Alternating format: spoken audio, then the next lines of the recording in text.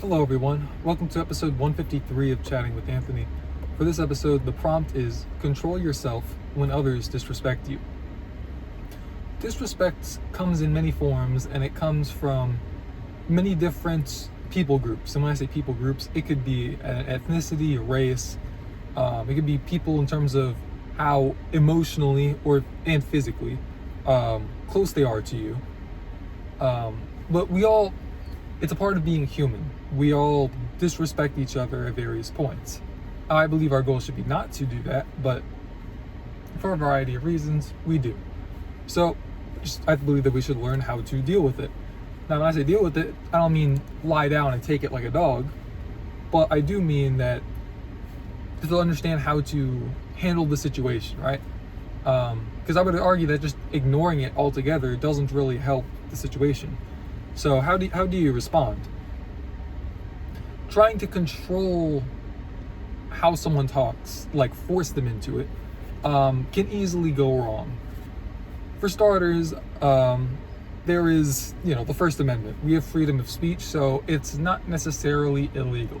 Now, I know that like in certain states such as Florida, there's now a law saying you can't say certain things about a certain country. And so, you could argue, is that against the First Amendment? I don't know. That's not for me to decide. Well, I gotta have my opinion on it, but if they passed it, I assume that that would have been a line of thinking that someone had to go through before it got passed. I saw there was a lady who got arrested because she made a joke about Netanyahu. It was a college lady, and then oddly enough, the judge who foresaw, I don't know if that's a word. The judge who was in charge of the case was Jewish. Coincidence? Anyways,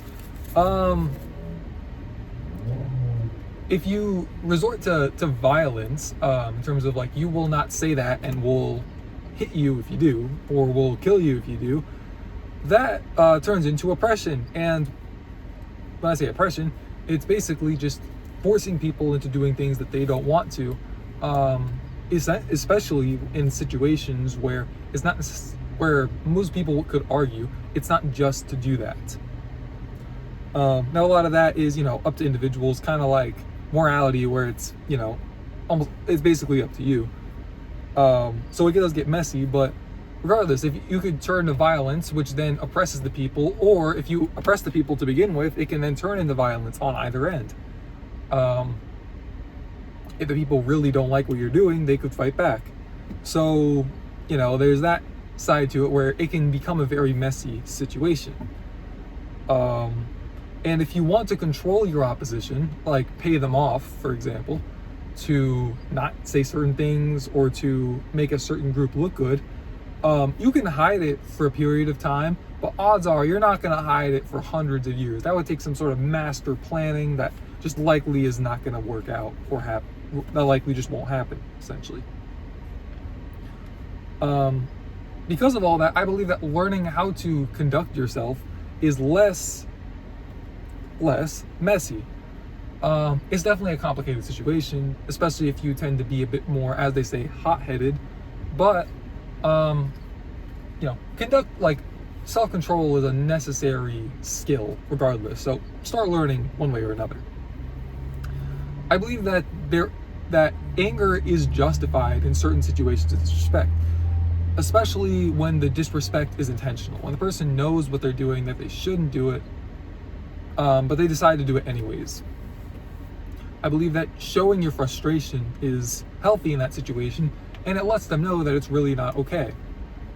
The anger, though, must be controlled. It can't just be a fit of rage where you don't know if you're just going to yell at them or you're going to start throwing punches or what the case might be.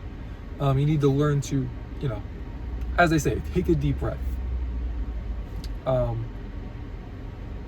believe that when it comes to trying to learn how to mitigate the situation, seeking to understand I forget what the 5 of them are. I know it's why, I believe it's why, what, who, when, and how. I hope that's right. But seeking to understand those things can help you get to the root of the problem. asking them, why do you feel this way? what made you say it in this moment? If anyone who told you that this was okay to say this kind of thing, how did you come to that? Whatever the case might be. Just using that as a framework, I believe can work. I know it's rather basic, but it's a good place to start, I believe. And I believe that it's a whole nother situation when it comes to children. Children must be taught how to use their First Amendment rights. They're kids. A lot of times, like I've heard a lot of people say that their children just end up a lot like their parents, especially like when they're young.